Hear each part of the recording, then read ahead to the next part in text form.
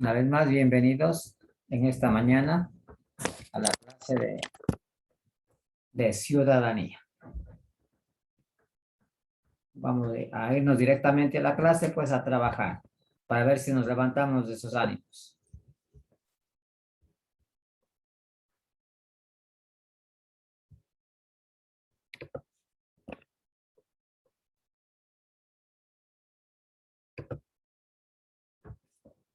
Muy bien, espero que todos todos participemos. Los compañeros pues, que participaron en la clase anterior, pues que lo hagan menos para que trabajen los compañeros que no trabajaron. Muy bien, ahora nos corresponde ver sobre la Constitución, sobre sus artículos. Especialmente vamos a dedicarlo a conocer, pues, quiénes lo hacen, ¿no? O quiénes son las personas que se benefician de la Constitución. Por eso vamos a hacer una pregunta. Ahí tenemos una corta imagen igualmente, en la que nos muestra ejecutivo, legislativo, nos está mostrando, son los poderes del Estado, ¿no? Debemos tener presente que el Estado tiene poderes. El poder ejecutivo, el poder legislativo. ¿Qué otro poder le miran ustedes?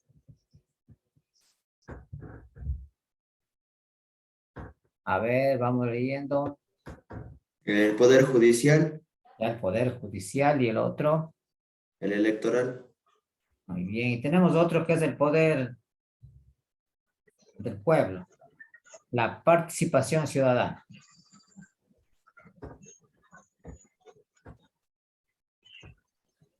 Tal vez en clases anteriores, en años anteriores, ya hayan tratado el tema, pero es necesario, pues, conocer ya más un poco más de forma concreta. Pero vamos a ver quiénes elaboran este poder de la Constitución. ¿Quiénes elaboran la Constitución? Las leyes. ¿Quiénes elaboran las leyes? ¿Han escuchado? Tal vez los jueces dicen. Los jueces, muy bien. Ya vamos a ver. ¿Alguien más que haya escuchado?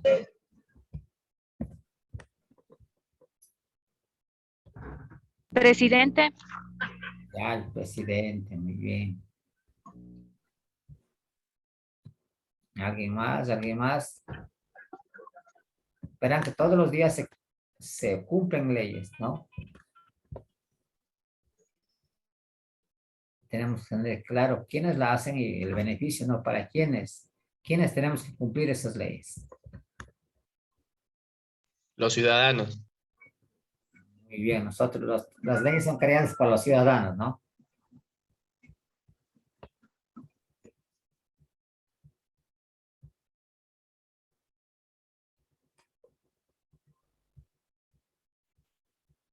Vamos a irnos un poquito antes para luego definir sobre lo que estamos hablando. Las leyes se elaboran, pues, ustedes saben que si hacemos un repaso histórico, América se descubre en 1492. Por lo tanto, los países como Europa, Asia ya existían. Ellos son quienes nos visitan de alguna manera, positiva o negativa, pero nos visitan. Entonces ellos nos traen ya las leyes elaboradas y nos traen los principios, ¿no?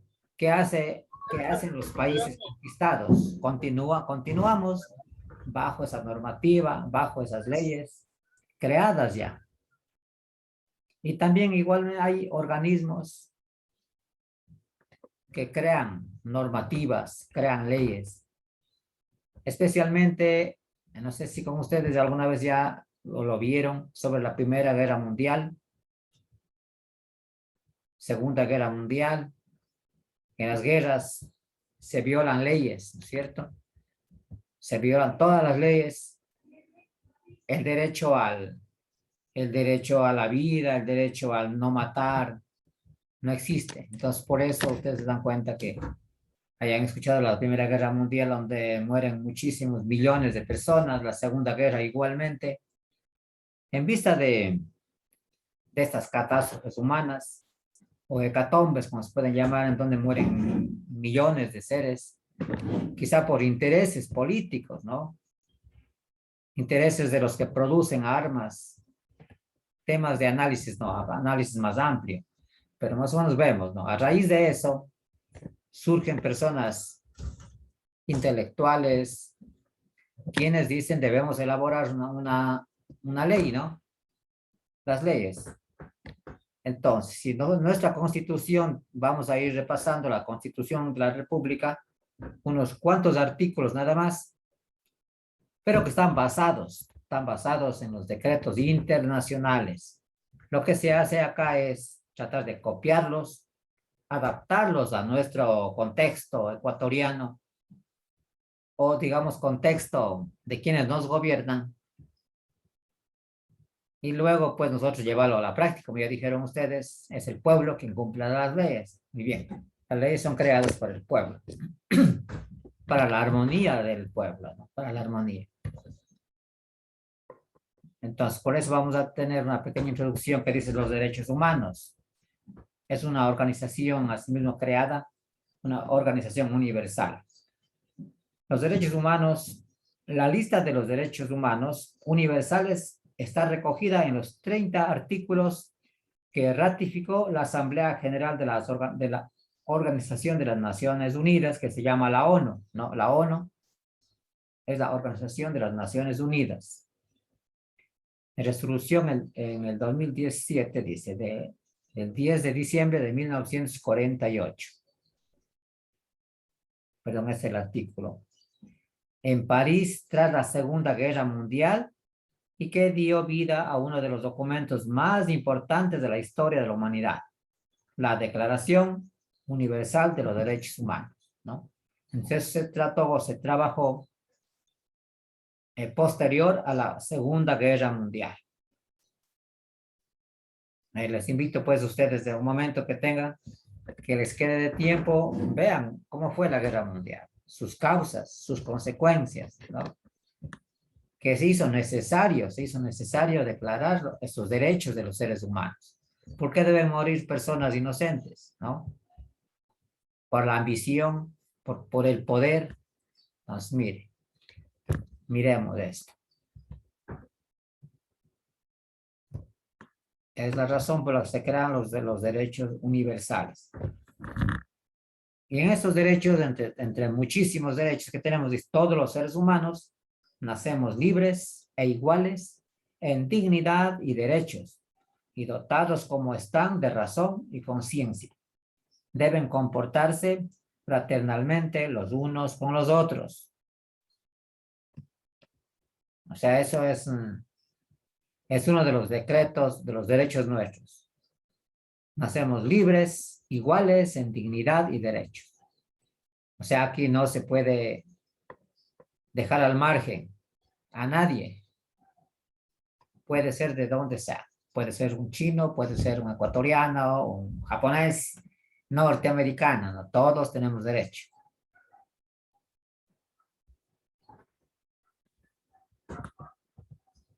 Acá tengo, a ver, dice, acá tenemos otra normativa de los derechos. Todas las personas somos iguales, dice, sea cual sea nuestro origen, nuestra etnia, nuestro color, nuestro sexo, nuestro idioma, religión, opinión política u otra condición. Esto está muy fácil de leer, pero si hacemos un análisis en la práctica, no se cumple, ¿no es cierto? Aquí nos dice, podemos repetir. La etnia. En cuanto a la etnia, quizá últimamente están reclamando y se está llevando a la práctica el respeto a la etnia, sea de donde sea. Por el color. Si ustedes hacen una historia un poquito para atrás, recuerdan que por el color, por la etnia, eran marginados las personas, los pueblos, ¿cierto? No sé si ustedes pueden dar un ejemplo en qué fecha, en qué ciudad o cuándo se daba este tipo de marginación a las personas, En Estados Unidos, Liz. ¿ya? ¿Aún se da hoy o se daba antes? Bueno, antes se daba más, pero se sigue habiendo, sigue habiendo. Quizá por la raza, ¿no? Sí, El los racismo, negritos. el racismo que se llama. Mire, entonces, los derechos humanos universales están escritos, pero en la realidad, en la práctica no se ve, ¿no? Por distintos intereses, supongo. Puede ser por color, puede ser la parte económica, pero no se cumple. Hablemos por la religión. Hay ciertos grupos también que segregan, marginan, porque tú eres evangelista, tú eres, no sé, cristiano, y cualquier religión, ¿no? Adventista. Hay diferentes religiones, entonces también se les segrega, se les margina. Ahora por la política, si ustedes ven en su sector, tú eres de este partido, tú eres de este partido, entonces también lo ven mal. Mire, entonces no hay una hegemonía de pensamientos, perdón, homogeneidad, no. No todos comparten un mismo pensamiento. ¿Qué tenemos acá? Por el idioma. No sé si también por el idioma habrá marginación o segregación. Quizás nos automarginamos, ¿no? Cuando nosotros no tenemos que estar, como decía usted, Joshua, en Estados Unidos. Yo hablo el español, no hablo el inglés. Y por hablar mi idioma español, pues me marginan, me segregan, porque quizá yo mismo me margino, ¿no? Y aquí nos da entre paréntesis, un llamado a que debemos tener otro idioma, el inglés, ¿cierto? Entonces, de esta forma nosotros también podemos estar saliendo adelante. Vamos a las siguientes. Todo individuo tiene derecho a la vida, a la libertad y a su seguridad personal. Cuando dice derecho a la vida, ¿no? La vida tiene que ser, para que sea vida, tiene que ser completa, sana, realizada. Sana quiere decir que yo me alimente equilibradamente, que yo tenga la suficiente capacidad económica para que pueda comprar mi alimento equilibrado. Aquí podemos entrar a ciencias naturales. Un alimento equilibrado son los cereales, ¿no es cierto? Hortalizas, carnes, frutas. Pero si no tengo la cantidad de dinero suficiente, tengo que mantenerme la semana con papas y arroz, por decir un ejemplo. Entonces, mire, ¿y por qué no disponemos de esa cantidad económica? Porque a lo mejor a mí me abusan en mi trabajo, pudiendo mi sueldo, pudiendo yo ganar los 400, me pagan 200, me pagan 300, me pagan 100. Mire, por eso dice aquí, todo individuo tiene derecho a la vida, pero si es que el quien me contrata no es consciente de mi realidad, entonces mire, a la libertad. ¿Qué quiere decir aquí la libertad? A ver, un comentario. ¿Cuándo soy libre? ¿O qué es libertad? A ver, compañeros, compañera. ¿Qué es libertad para usted?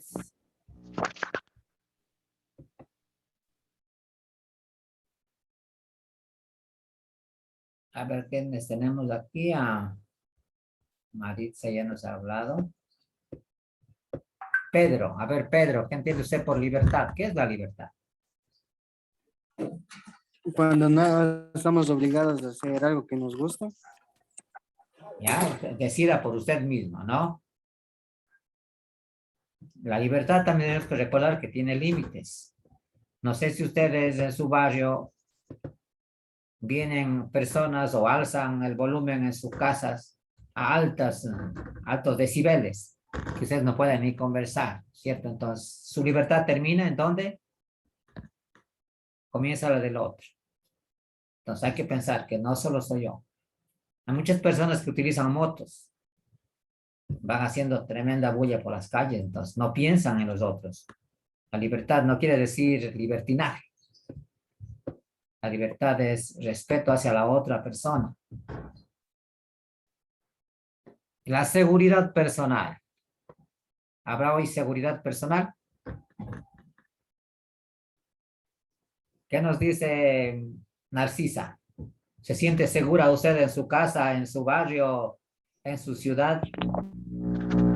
Sí, licen, sí me siento segura. ¿Gracias a qué, pero? ¿Gracias a qué se siente segura usted? A lo mejor usted vive en una zona, no sé, ¿en qué zona vive usted? Dicen, o sea, prácticamente yo vivo lejos y el barrio sí es unido y seguro. Qué belleza. Mire, ese ejemplo tenemos que seguir los que vivimos en barrios inseguros, ¿no? Quizá ustedes se organizaron, pidieron a las autoridades que les ponga un centro de cuidado policial, ¿cierto? Mire, también es aquí, vale recalcar la organización. Nos quejamos en mi barrio, hay delincuencia en mi barrio, no hay cómo transitar las noches. Entonces también unirnos, ¿no? Un pueblo unido, dice, jamás será vencido. Entonces tenemos que unirnos también. Es decir, yo vivo en mi casa y salgo a las mañanas y vengo a las noches y no sé cómo estará mi barrio. También es importante pertenecer al barrio, organizarse y tener presente en los aspectos que están atacando a mi comunidad, mi parroquia, mi barrio, que sea. Entonces, ¿por qué? Porque nosotros tenemos derecho a la seguridad. Las autoridades que nos gobiernan, pues, tienen toda la obligación, perdón, de facilitar, ¿no? Para eso estamos pagando. Aquí también tiene descuenta usted.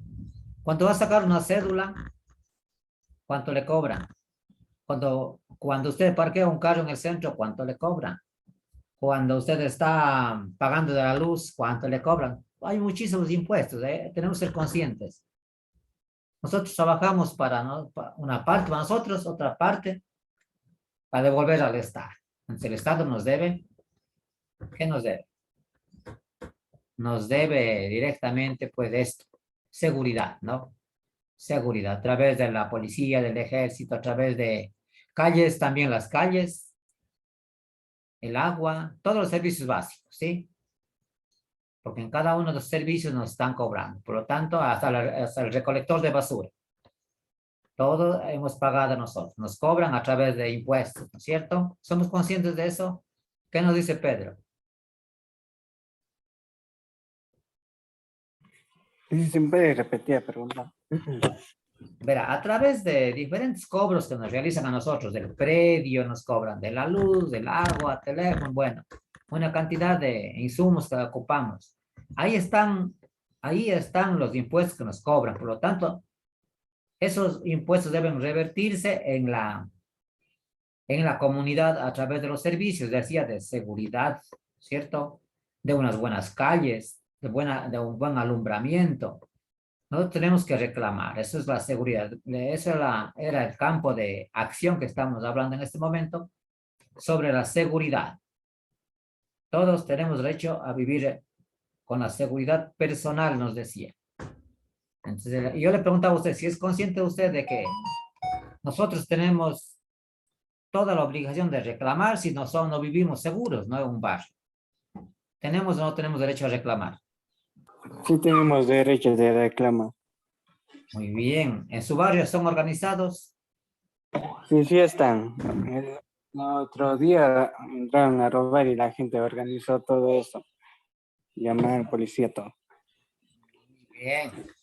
Eso digo, tenemos que ser conscientes. Nosotros no estamos pidiendo una palabra que se dice muy vulgar, pero necesaria de caridad, sino son obligaciones de las autoridades de darnos a nosotros seguridad.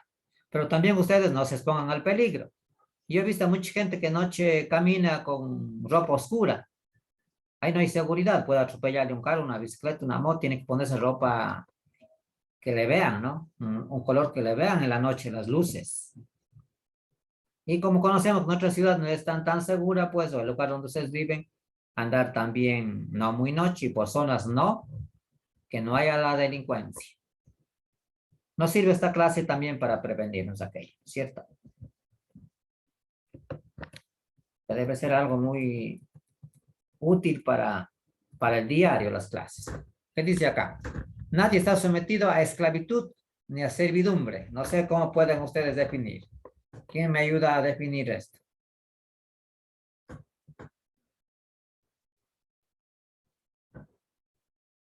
Nadie está, nadie estará sometido a esclavitud ni a servidumbre. ¿Qué querrá decir?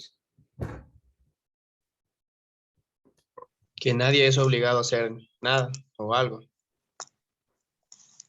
Ya, si es que trabaja, tiene que merecer su salario, ¿no es cierto? Básico, con todos los derechos que le concierne. A esclavitud, a hacer en exceso, trabajar en exceso. Y sin embargo, existe hoy en día. Hablemos patronos que les obligan a trabajar sin pago, sí existe. Pero ustedes ya saben que hay un defensor, el defensor del pueblo, en caso que vive esta esclavitud. Nadie será sometido a torturas ni a penas o tratos crueles, inhumanos o degradantes.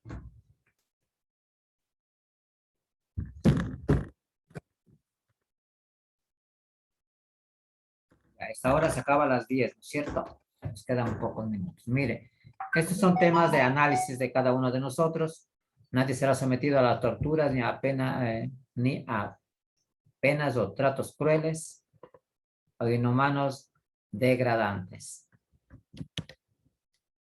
Hemos estado revisando solamente parte de los derechos humanos, pero lo nuestro nos queda debiendo para una próxima clase. Acá tenemos lo nuestro, ¿no? La Constitución de la República. Como al inicio les decía, pues los poderes del Estado, ¿no? Pues son 5 poderes. Una compañera nos decía que las leyes lo hacen el Poder Ejecutivo, ¿no? En las leyes lo elabora. Digamos, el pueblo somos quienes nosotros les pedimos las necesidades que tenemos. Y estas son llevadas al poder de la Asamblea Constituyente. Es el poder legislativo quienes elaboran las leyes, ¿no? Claro que ellos no, por sí solos no elaboran y lanzan, ¿no? Sino más bien son presentadas a los poderes. El Ejecutivo, que lo rige el presidente, al judicial también decía una compañera, ¿no? Ese poder judicial no es así. El poder judicial quizá apruebe o dé una venia para que se publiquen las leyes, pero las leyes lo elabora la función legislativa. Son los asambleístas quienes hacen las leyes. Hacen y deshacen. Vamos a leer esta partecita nada más. La función legislativa cumple las funciones de creación de leyes y fiscalización, incluyendo la posibilidad de plantear juicio político en contra del presidente de la República, en contra del vicepresidente, de los ministros de Estado. Dice, en Ecuador se denomina como Asamblea Nacional, como sede que está en Quito, ¿no es cierto? Ustedes ya lo conocen. Está en Quito la Asamblea Nacional. Vamos a dejar hasta ahí para una próxima clase. Vamos a ir analizando los siguientes, ya como nuestros míos. Pero como les decía, los principios fundamentales están tomados de los derechos humanos, que es una declaración a nivel universal. Entonces, va a ser en algo más contextual, más propio de nosotros, pero siempre vamos a estar mencionando sobre los derechos humanos mismos. Sí. Ahora sí le voy a pasar a control de asistencia porque me quedan pocos minutos.